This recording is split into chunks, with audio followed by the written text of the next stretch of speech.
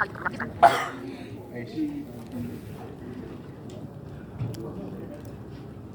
tadi kalimat. Oke.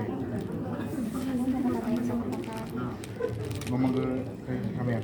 Gak usah buru-buru, yang penting konsentrasi dan dipikirkan bagaimana informasi-informasi yang diberikan bisa menggambarkan siapakah aku itu. Ya. Subrek saja ekonomi yang ini. Contoh ini cuma contoh. Contoh boleh. Cuma Dikira ekonomi sih. ekonomi syariah.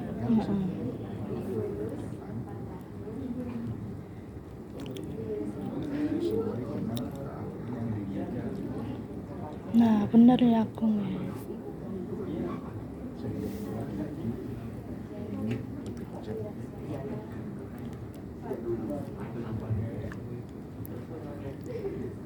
Di perusahaan yang berskala multinasional.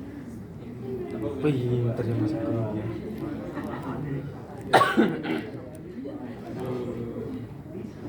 Lagu mah jawab gitu loh.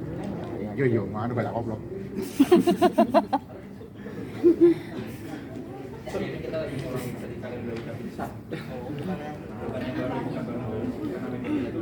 Oke, sudah selesai semua?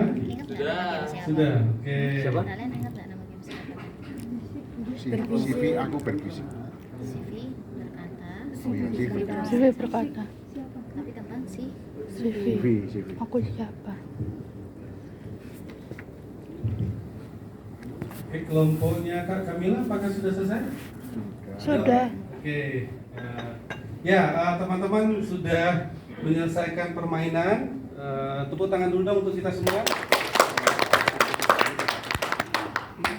Oke, saya ingin mendengar dulu siapakah sosok yang ada di dalam CV berbisik itu tadi ya. Oke, kita mulai dari kelompoknya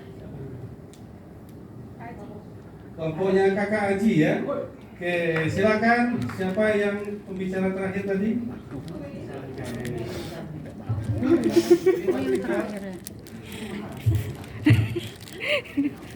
Akhirnya. Jadi yang berbicara di sini itu adalah namanya Budi. Dia merupakan lulusan Fakultas Ekonomi Universitas Negeri Yogyakarta. Dan saat ini dia sedang mencari pekerjaan untuk membantu kedua orang tuanya yang sakit stroke parah gitu dua-duanya. Sehingga kan dia nggak ada pemasukan. Akhirnya dia mencari kerja dengan gaji yang ya tinggi untuk membantu ekonomi keluarga. Ya, itu. Oke, tepuk tangan yang mulia. Ya, jadi poinnya adalah Budi merupakan lulusan Fakultas Ekonomi. Betul? Betul. Kemudian kelompok berikutnya, peserta berikutnya, dia merupakan mahasiswa UNY. Betul? Betul. Oke. Saat ini ia sedang melamar pekerjaan. Oke. Karena untuk membantu kedua orang tuanya. Oke. Karena orang tuanya sakit stroke. Betul? Dan itu membutuhkan biaya besar dan sesuai jurusannya. Betul? Oke, berarti sesuai. Tepuk tangan dulu untuk kelompoknya Kakak Aji. Oke, baru sesuai loh, saya belum bilang bener ya. Baru saya bilang sesuai, oke. Kita lanjut kelompok Kakak Arin, silakan. Ya. pokoknya yang membedakan itu kan sebenarnya apa persepsi kita tentang tokoh itu kan. Makanya kita yang mempersepsikan sendiri. Saya akan mendeskripsikan mungkin secara apa yang Iya, saya nggak harus dengar sama. dari Jadi telinga terserah di sebelah kiri saya yang tadi semuanya ketawa semua deh. Nggak tahu serius atau nggak di sini sebenarnya. Jadi pada intinya tadi itu namanya tuh Tuhan sama, namanya Budi juga, si Budi. Nah jadi Budi itu pintar, dalam berbisnis.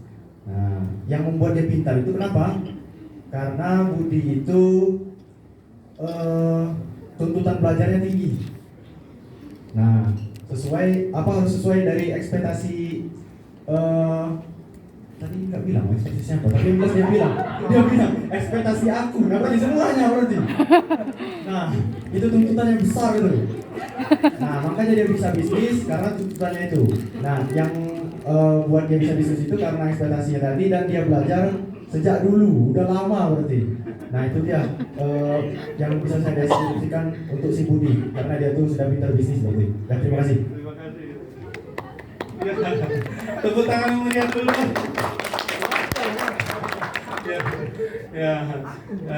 Judulnya mengarang bebas ya. Dari ujung ke ujung kok beda.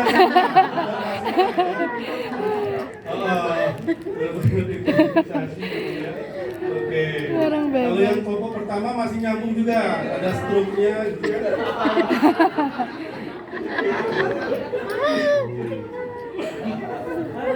Kalau ini dari informasi pertama aja udah mengarang bebas ya. Oke, ya nggak apa-apa. Kita beri tepuk tangan yang meriah sekali lagi untuk kelompoknya Kakak Ani. Oke, selanjutnya kelompok Kakak Bagas, silakan. Silakan Anissa.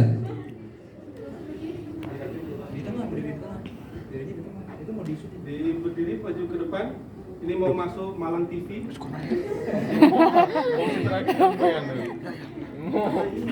Aku kaget sudahnya. Kaget. Katanya ini Ransan. Katanya. Aku yang lupa. Iya, aku bilang.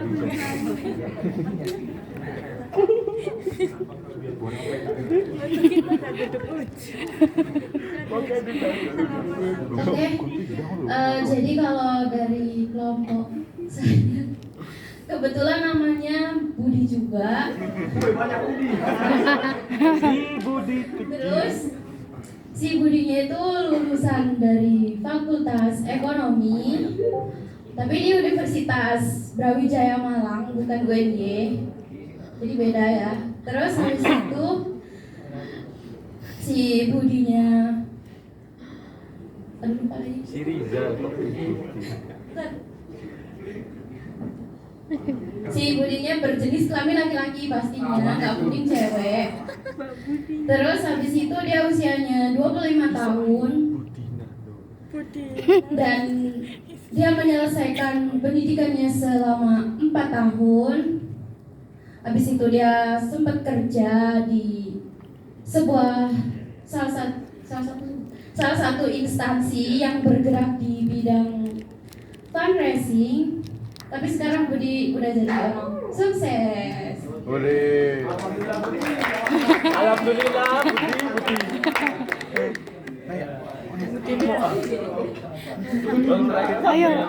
Ayo mas. Semangat.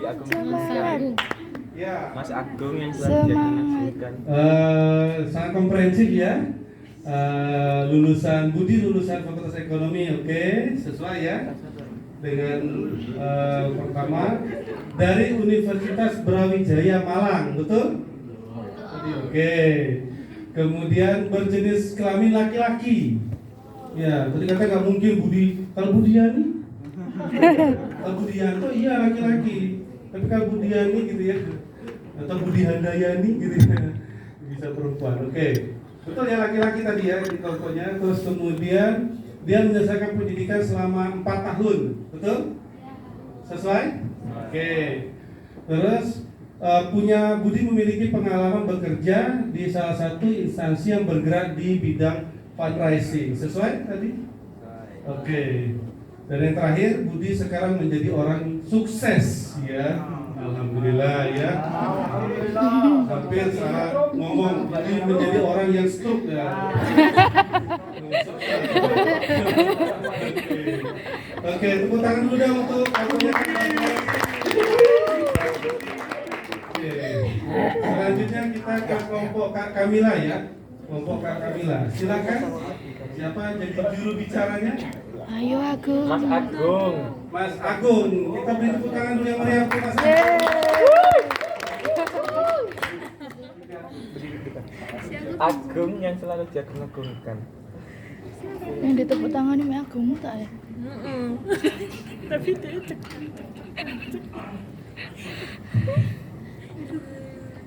Lu tremor. siapa? Ya. Sepertinya hari ini harinya Budi.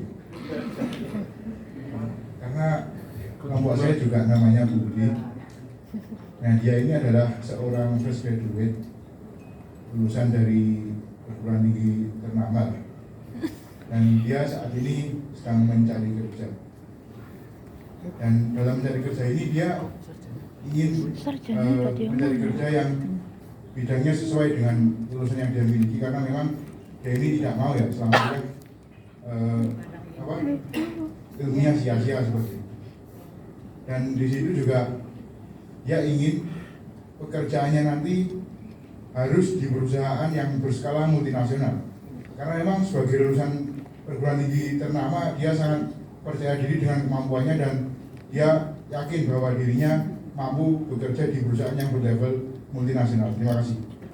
Oke, terima kasih kepada Maria untuk ini kita Agus dan untuk Mas Agung silakan duduk kembali. Ya, masing-masing kelompok mesti sudah kayak menentukan siapa biang keroknya ini ya. Budi yang biang keroknya ya. Pasti sudah ada. Kamu sih, saya ngomong ini kok jawabnya ini gitu ya. Oke. Saya mau tanya dulu ke yang paling akhir tadi ya, ketika dia menyimpulkan dari berbagai macam informasi yang diberikan oleh teman yang sebelumnya, seperti apa? Apakah kesulitan tidak mendapatkan gambaran siapa Budi itu? Atau informasinya terlalu banyak sampai bingung mau menggambarkan Budi seperti apa? Atau jangan-jangan perlu lebih banyak lagi, kita bikin 3 putaran ya, dari ke kanan lagi, kanan lagi. Oh iya. Jadi sampai dapat 1 halaman deskripsi tentang Budi ya. Oke, ada yang mau berpendapat dulu? Yang pertama, yang paling terakhir tadi, apakah menurut teman-teman apa yang dirasakan waktu itu? Oke, siapa dari kelompoknya Kak Arin? Ya, tadi dari keseluruhan kelompok kayaknya kelompok kita yang paling keren kan deskripsinya, ya paling beda. Jadi kebetulan saya orang yang terakhir ya, yang kebetulan dikasih kesempatan untuk maju untuk mendeskripsikan apa yang didiskusikan dari teman-teman tadi. Kalau saya pribadi ya, tadi untuk menangkap informasinya itu sebenarnya agak sedikit kesulitan karena satu karena yang mungkin berbisik-bisik tadi, dan yang kedua karena informasinya itu kayak ragu-ragu juga gitu. Jadi kayak si Budi masih kayak mikir-mikir juga gitu kan. Nah itu jadi makanya saya gimana cara menentukannya, tiba-tiba Budi udah bisa bisnis, tiba-tiba belajarnya terakhir. Nah itu makanya tadi saya buat kayak Budi itu bisa bisnis, tapi dia tuh belajar dulu sebelum bisa bisnis. Nah itu makanya saya buat seperti itu untuk deskripsinya. Itu yang saya rasakan. Tapi dari informasi tadi kayaknya yang sedikit ada bingung. Oke. Terima kasih. Jadi dari penjelasan teman-teman sebelahnya, Mas Riki kebingungan ya mendeskripsikannya seperti apa gitu ya. Kalau dari sisi informasinya apakah cukup banyak atau kurang banyak?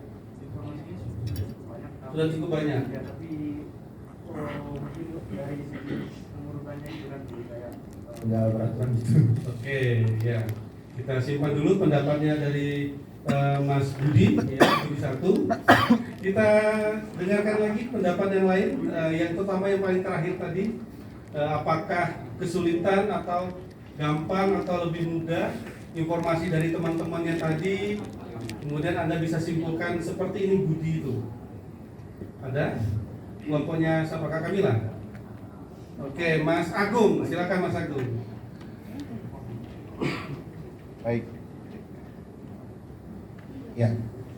Kalau kelompok kami sendiri karena kami selalu berkolaboratif ya. Jadi informasinya itu saya terima dengan mudah dan utuh. Mudah dan utuh ya. Iya. Dan saya kira juga informasinya juga sudah cukup memadai untuk saya bisa mendeskripsikan sosok Budi ini orang seperti apa. Begitu saya kira. Terima kasih. Oke, terima kasih. Tepuk tangan yang meriah juga dong untuk Mas Agus. Terus tinggal lagi yang terakhir, kelompoknya Kak Bagas. Nama kelompok. Yang perempuan. Cocok jadi ketua, Pak Mukung. Kalau dari saya sendiri pada intinya informasi dari kelompok saya tadi sih saya rasa yang nyambung gitu karena yang pertama kan si Budinya udah lulusan dari fakultas tadi, terus disebutin juga dia dari universitasnya mana secara spesifik gitu, terus habis itu yang pasti juga jenis kelaminnya, terus berapa lama dia menempuh pendidikannya, terus kayak usianya juga, terus habis itu dia juga punya pengalaman pernah bekerja, terus sekarang dia jadi sukses tuh kayak nyambung aja gitu karena ya kan dia punya pengalaman bekerja, berarti dia udah pernah kerja, terus habis itu mungkin dia sempet jatuh apa gimana, tapi itu akhirnya yang membuat dia tuh bisa jadi lebih baik ke depannya sehingga bisa bikin dia sukses. Oke. Ya, terima kasih yang kita tepuk tangan meriah dulu. Terakhir dari kelompoknya Kak Aji, tadi siapa? Mas Riza. Oke, Mas Riza. Digondeng. Ya, itu maksudnya. Itu. Gitu ya. Ya.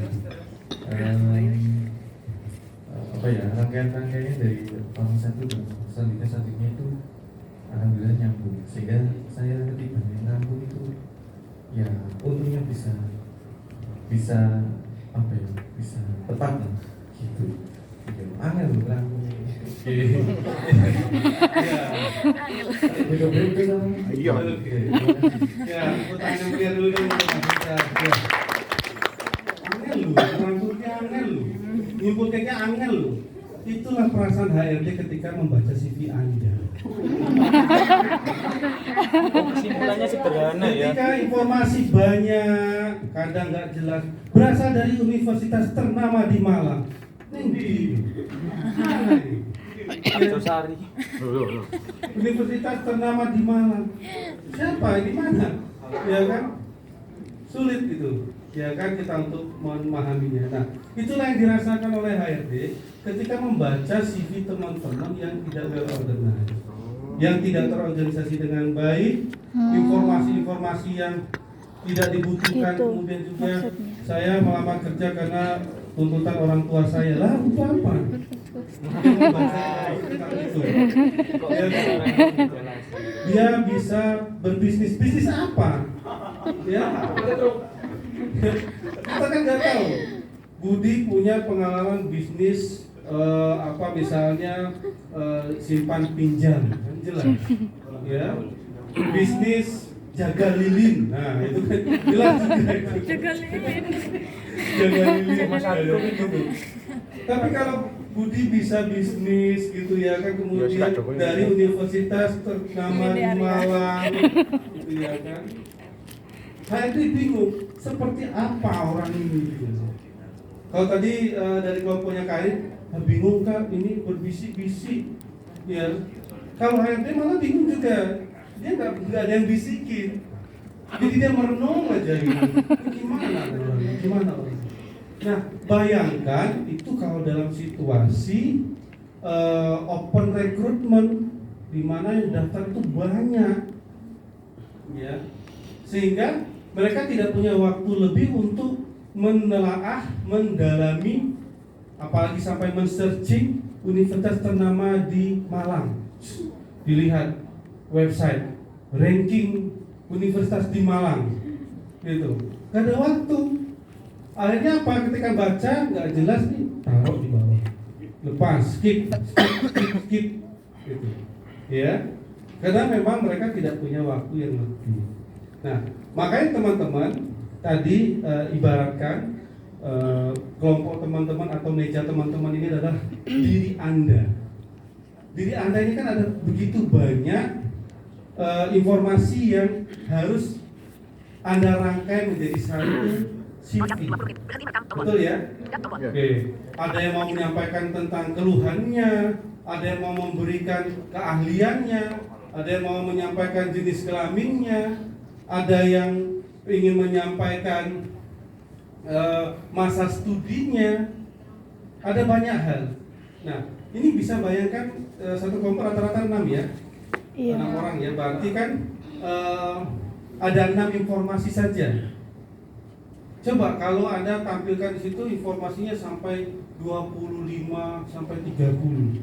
Bisa kebayang kan betapa beratnya dari seorang reviewer CV untuk memastikan bahwa Anda qualified. Dulu cutting point memang kita biasa menggunakan IPK. Jadi kalau udah banyak sekali gitu ya, cutting point IPK di bawah 3,5 buang, di atas 3,5 diproses. Nah sekarang IPK juga agak sedikit ragu ya teman-teman di HRD, kita terutama kalau saya kebetulan pengurus pusat di KHC Kagama Human Capital, kami sering diskusi untuk IPK itu jadi tidak terlalu dapat dipercaya lagi cutting point-nya itu. Kalau dulu jelas, sebelumnya selain IPK biasanya lihat dari grade atau akreditasi dari universitas. Ya kan, ada tuh sering tuh lulusan berasal dari universitas terakreditasi unggul gitu ya. Kalau di bawah itu dia nggak mau menerima gitu. Karena dia melakukan cutting point, jadi dipotong. Ya karena untuk menseleksi orang yang ribuan itu harus dilakukan pemilahan terlebih dahulu. Pemilahan terlebih dahulu. Nah setelah itu baru dia masuk ke CV dan seterusnya. Nah CV pun juga sama. Sampai nanti pas besok ya kalau tidak salah sesi kita akan ada materi tentang bagaimana micro expression dan seterusnya. Saya pernah jadi asesor di salah satu bank milik BUMN di Indonesia. Pada waktu itu di daerah Kandura. Pada waktu itu saya selalu diminta, Mas kita nggak punya banyak waktu. Sehingga apa? Cara dia bawa lamaran itu tadi itu langsung menentukan. Kalau misalnya ya silakan masuk atau silakan duduk. Tapi kalau enggak dari awal tuh langsung taruh di sana atau letakkan di meja nanti dipanggil. Sebegitu cepatnya mereka untuk melakukan pemisahan mana yang akan dia proses, mana yang dia tidak akan proses. Nah, apalagi sekarang banyak menggunakan assessment online. Itu lebih ngeri lagi mereka ya, lebih cepat mengkatnya gitu ya, sebagainya. Oke. Nah, dari sini kita bisa simpulkan bahwa CV itu adalah gambaran yang paling tepat dan relevan dengan tujuan karir yang kita ingin capai. Jadi bukan kemudian saya harus menggambarkan Pak, kalau saya memang butuh pekerjaan karena orang tua saya lagi stroke gitu ya. Nah itu nggak perlu sebenarnya gitu ya.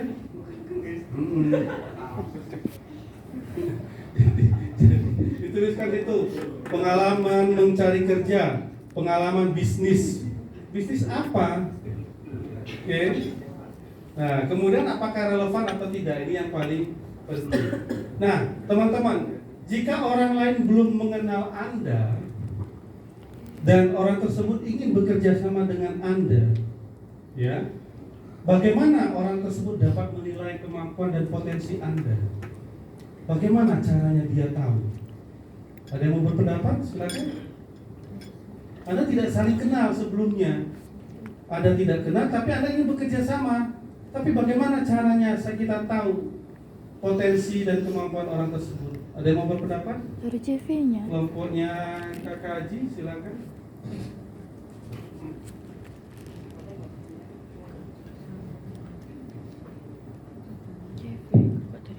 Baik, sebelumnya terima kasih atas waktunya Pak. Mungkin saya izin jawab. Kalau belum pernah bekerja sama sebelumnya, tapi tiba-tiba ingin bekerja sama, maka yang dilihat mungkin yang pertama adalah CV-nya. Apa sih pengalamannya, apa sih keahliannya, dan apakah pengalaman serta keahliannya tersebut relevan dengan proyek ataupun pekerjaan yang akan dijalani secara bersama-sama tersebut, atau justru tidak relevan.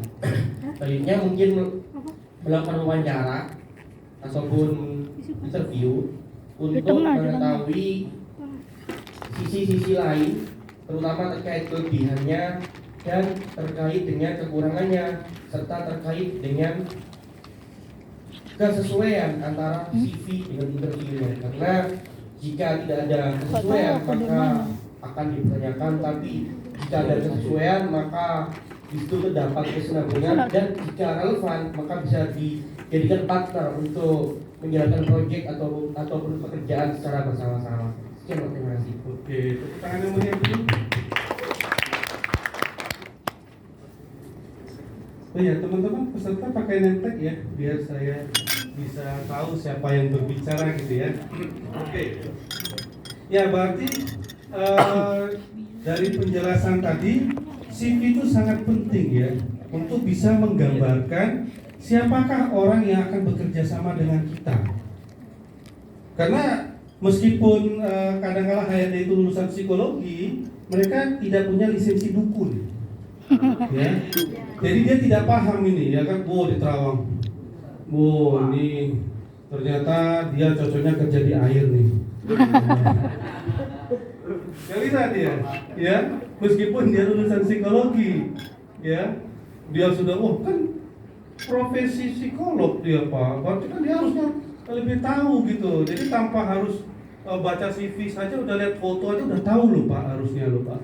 Iya, tapi itu kan tidak semua psikolog memiliki lisensi dukun, ya. Jadi jangan dibayangkan seperti itu ya. Mereka dengan melihat ini saja sudah langsung tahu karakternya. Oke. Ya mungkin memang ada sih 1-2, tapi jangan digeneralisasikan semuanya seperti itu. Maka CV kita harus benar-benar good, gitu kan, benar-benar bagus. Agar apa? Kita bisa memperkenalkan diri kita sehingga membantu mempromosikan diri kita tadi. Tanpa ada perkenalan orang lain, bahkan perusahaan tidak dapat memperkirakan gambaran kita. Nanti kalau sudah sesuai baru dipanggil nanti seperti itu. Nah, CV penting karena kenapa? Satu, biasanya dia jadi cutting point.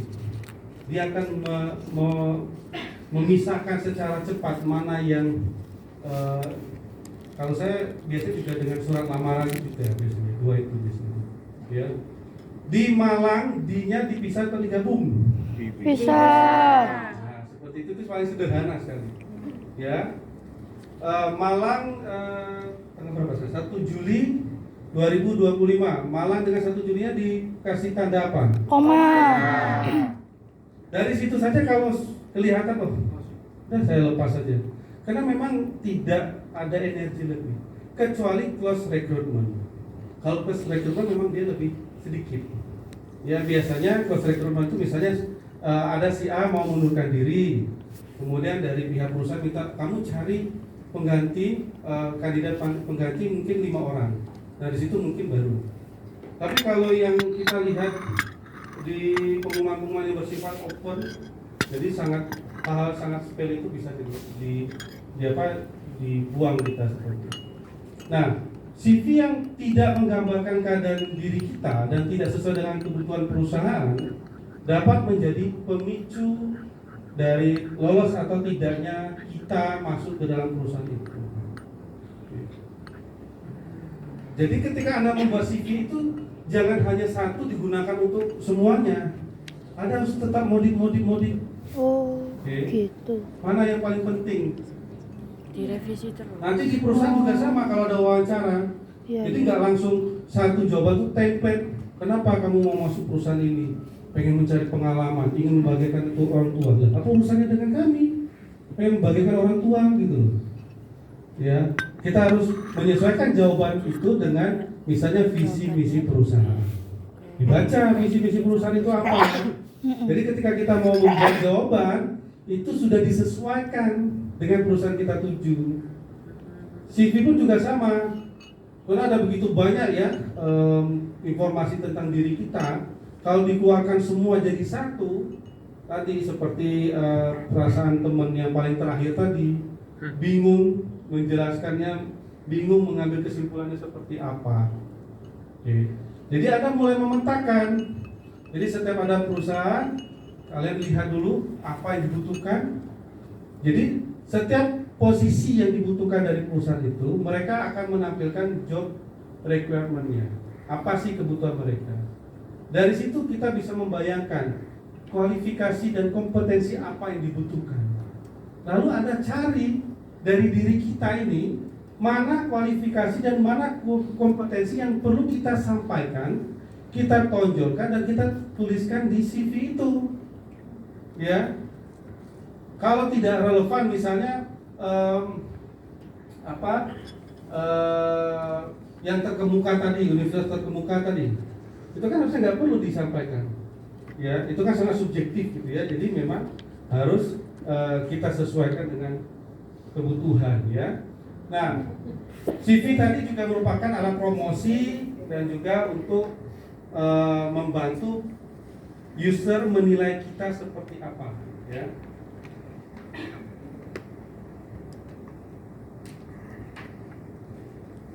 Apa saja sih yang ada di dalam CV, teman-teman? Secara umum saya akan jelaskan, nanti kita akan banyak diskusi di kelompok kecil ya. Nanti teman-teman akan diberikan feedback oleh teman-teman atau kakak-kakak Fasil. Kami sudah bertemu beberapa kali sebelum sesi ini, sebelum ke Malang untuk membahas CV teman-teman ya. Intinya itu pendidikan, kualifikasi kita itu seperti apa, pengalaman, dan juga informasi yang profesional yang dapat dibuktikan. Oke. Yang dapat dibuktikan. Itu yang paling penting. Karena banyak ada yang kejadian misalnya dia menulis CV gitu ya. Misalnya contoh publikasi, pengalaman publikasi. Dia baru dalam tahap review, tapi dia tuliskan publikasi. Padahal kan belum. Jadi ketika ditanya kenapa ini, dia ini masih tahap publikasi. Padahal di situ tertulis publikasi. Kalau belum terpublikasi, apakah namanya publikasi? Tidak. Nah, di situ saja sudah ada kebohongan, ada faking good yang dilakukan oleh peserta, ya, dilakukan oleh pencari kerja, itu langsung di-outkan saja. Terus, ya, karena lagi-lagi kita sangat melimpah kebutuhan orang untuk mencari kerja itu sangat banyak, gitu ya. Informasi yang Pemilihan font juga penting ya teman-teman ya. Pemilihan font kalau normalnya memang Times New Roman itu pada umumnya seperti itu. Jadi jangan memilih font yang sesuai dengan kepribadian kalian. Saya itu Pak kepribadiannya tegas berwibawa gitu ya kan. Jadi pengennya yang ini. Saya tuh suka seni ya Pak. Jadi fontnya. Tapi nanti memang ada CV. Jadi ada dua jenis CV ya, CV artist friendly namanya, kemudian satu lagi CV kreatif. Nah kalau CV kreatif mungkin bisa kita ekspor. Nah biasanya kalau CV kreatif itu memang untuk job-job yang membutuhkan Anda untuk menampilkan kreativitas. Itu memang ada, tapi tidak banyak dan umumnya tidak dilakukan. Ya. Biasanya yang ETS friendly itu yang biasanya sering dilakukan. Terus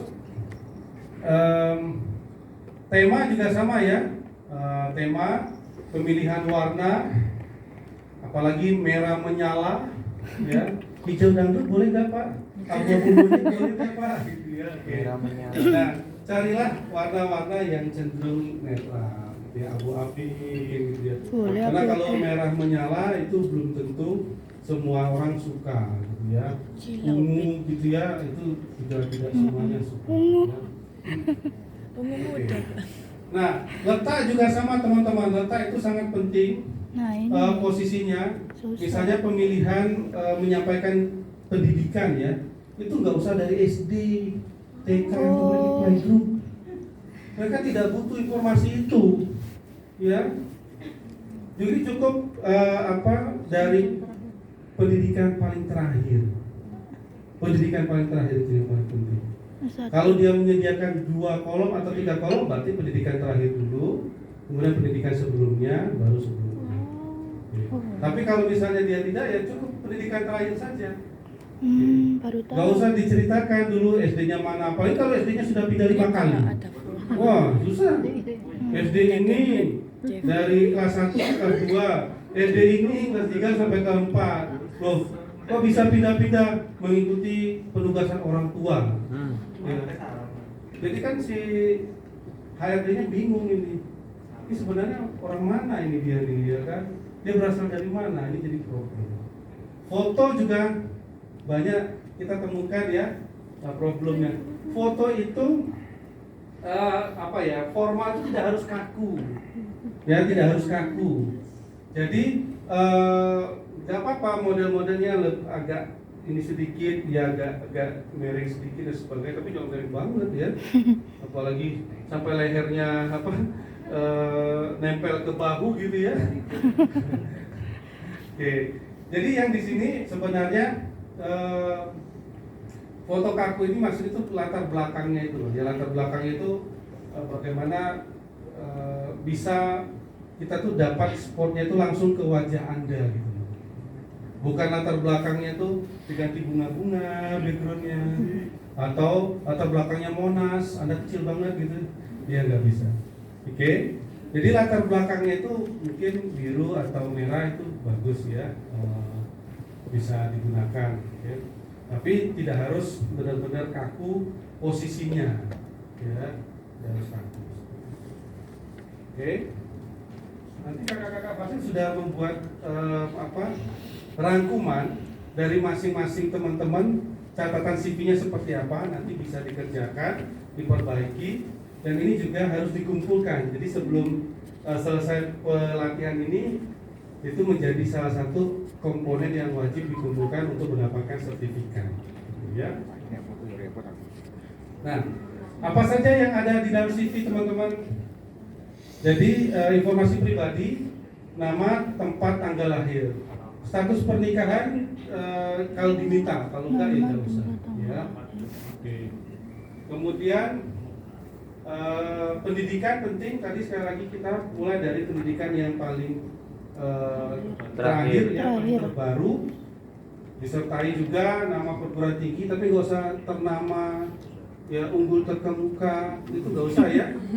Cukup saja universitas apa. Oke. Kalau informasi prestasi dan pengalaman itu boleh juga, tetapi ingat yang berkaitan dengan pekerjaan yang Anda lamar. Ya, tidak usah semuanya lomba makan kerupuk. Saya tahu itu prestasi yang sangat membanggakan, tapi tidak usah ditampilkan. Ya, lomba juara 1 bermain domino, gitu ya. Tidak usah. Anda misalnya mau jadi apa, kemudian menampilkan prestasi-prestasi yang tidak sesuai dengan kebutuhan dari pekerjaan itu justru malah membuat HRD semakin bingung, ya, apalagi sampai dia mengambil keputusan, lah kalau juara beliau ngapain di sini, ikut aja lomba di mana, ya, jadi harus disesuaikan. Oke. Jadi tidak semua prestasi teman-teman harus tampilkan. Harus lihat mana yang paling sesuai dan berhubungan dengan pekerjaan yang kita lamar. Pengalaman kerja juga sama. Pengalaman kerja diurutkan dari yang terakhir, oke?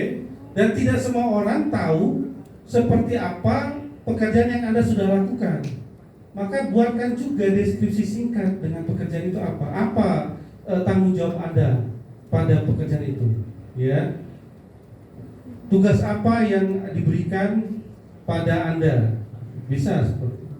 Jadi pengalaman tidak semuanya juga ditampilkan, tetapi ketika Anda mau menampilkan pekerjaan atau pengalaman pekerjaan itu, disampaikan juga posisinya apa, tugas dan juga tanggung jawab Anda apa. Ya, deskripsi singkat saja, ya, tidak usah juga berdasarkan undang-undang nomor sekian tentang penyelenggaraan aparatur pemerintahan negara, salah satu posisi itu nggak usah. Cukup 2 atau 3 kalimat, menghandle customer dan memberikan solusi atau menyampaikan keluhan, misalnya seperti itu. Oh, itu tugasnya. Oke. Training dan seminar ditampilkan juga atau enggak kira-kira? Ditampilkan, tetapi kata kuncinya yang berhubungan, ya. Apalagi kalau Anda 4 tahun kuliah, kemudian training itu setahun bisa 3 kali, Anda ikuti seminar bisa 3 kali, ya. Apalagi kalau yang model-model ikut seminar demi makan siang gratis, ya. Itu kita bisa bayangkan begitu banyak kan seminar dan pelatihan yang akan kita tampilkan. Oke. Taruhlah rata-rata untuk lulus 4 tahun. Setahun kita ikut seminar 3 kali misalnya. Berarti ada 12 informasi yang harus ditampilkan. Itu sangat membuat HRD jadi bingung, informasi terlalu banyak. Oke. Cari yang relevan. Kalaupun tidak relevan, kira-kira ada kompetensi yang didapatkan dari seminar itu yang bisa berhubungan dengan pekerjaan yang kita capai. Itu tidak apa-apa. Jadi nggak harus berhubungan langsung gitu ya. Psikologi berarti latihan diagnostik alat ukur gitu, nggak harus. Oke. Tapi ternyata psikologi itu adalah kemampuan public speaking. Dia harus pintar untuk mempersuasi orang lain. Maka kalau dia ikut pelatihan ataupun training public speaking itu bisa ditampilkan. Kalau misalnya saya pernah ikut misalnya cooking class, perlu nggak ditampilkan? Seorang psikologi misalnya, nggak perlu, gitu ya. Oke. Publikasi sekali lagi tadi kalau memang ada karya yang sudah dipublikasikan, kalau sedang proses jangan, ya. Oke. Apalagi untuk melamar beasiswa, ya beasiswa juga seperti itu. Jadi ketika saya mereview di LPDP, kalau ada yang, dia publikasi banyak ternyata masih in review, itu udah langsung itu, ya, oke. Nah tadi format CV ada 2 ya, ada CV kreatif dan artist friendly. Kalau yang akan kita pelajari nanti adalah artist friendly, jadi memang benar-benar sudah terstruktur ya, terstruktur sekali. Kalau kreatif, sekali lagi itu terkait dengan user ini pengen tahu seberapa kreatif Anda, gitu ya. Jadi, kalau kreatif tidak ada pakemnya boleh, ya. Mau dikasih warna-warni kah, dikasih tampilan visual yang lebih atraktif kah, itu boleh. Ya. Tapi kalau artist friendly enggak. Nah, rata-rata perusahaan ya, perusahaan-perusahaan yang saya pernah dampingi dan juga dari hasil beberapa jurnal seperti penelitian dari JobScan, perusahaan-perusahaan besar terkemuka Unilever, Chevron, ya, Danone, Shopee dan sebagainya tadi hampir 98% dia menggunakan CV ATS, ya. Dan kemudian juga dari beberapa research seluruh dunia pun juga sama, lebih dari 522 perusahaan memilih menggunakan CV ATS friendly. Informal. Nah nanti ciri-cirinya seperti apa nanti kita akan diskusikan di kelompok masing-masing ya. Kakak-kakak vaksin sudah siap?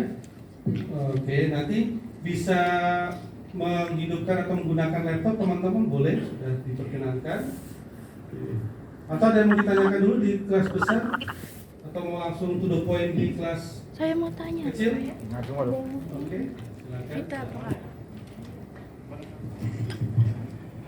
Ini mikrofonnya. Terima kasih kesempatannya. Saya mau bertanya, Pak. Ada beberapa pertanyaan. Yang pertama di CV kan yang saya temukan ada tentang saya. Nah, itu untuk pendeskripsiannya yang apa ya?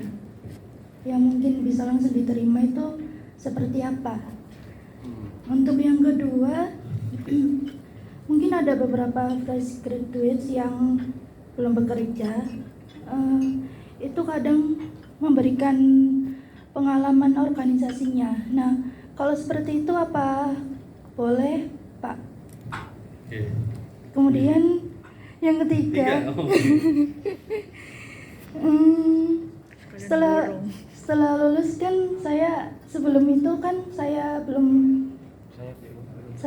pernah ikut pelatihan guru gitu.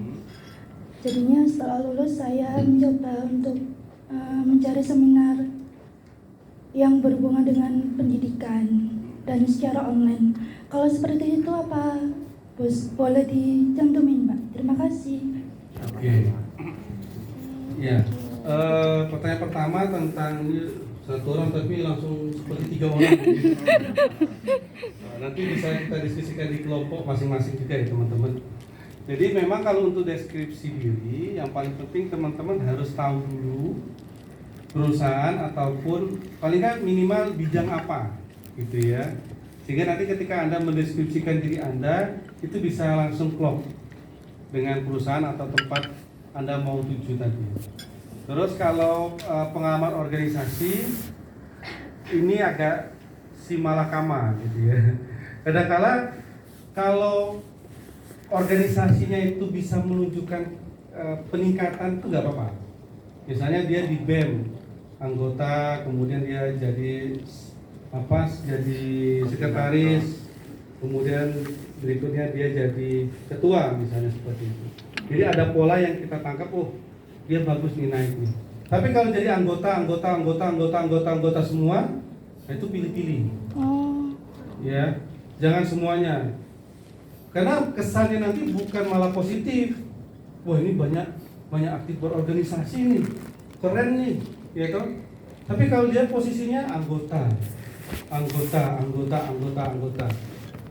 Oke. Nah ini jadi pertanyaan, kok dia jadi anggota saja? Dia aktif di BEM 3 tahun misalnya, tapi kok anggota terus? Nggak ada naik misalnya jadi apa? Kalau di atasnya anggota koordinator divisi misalnya. Iya. Atau kepala departemen gitu ya. Nah, itu kalau ada peningkatan bagus ditampilkan. Tapi kalau enggak itu usah Karang Taruna, PKK, KWT nanti gitu ya tuh. Dawis lagi kemudian di kelompok-kelompok komunitas. Nah, ini kemudian jadi pertanyaan dari si HRD, kenapa sih kok banyak tapi nggak ada yang punya karir yang meningkat? Ada apa? Berarti orang ini bisa saja tidak punya kemampuan, kemudian bisa saja dia anggota pasif, bisa juga mungkin dia tidak punya kapasitas untuk naik pangkat lah kira-kira. Justru malah jadi bumerang kan?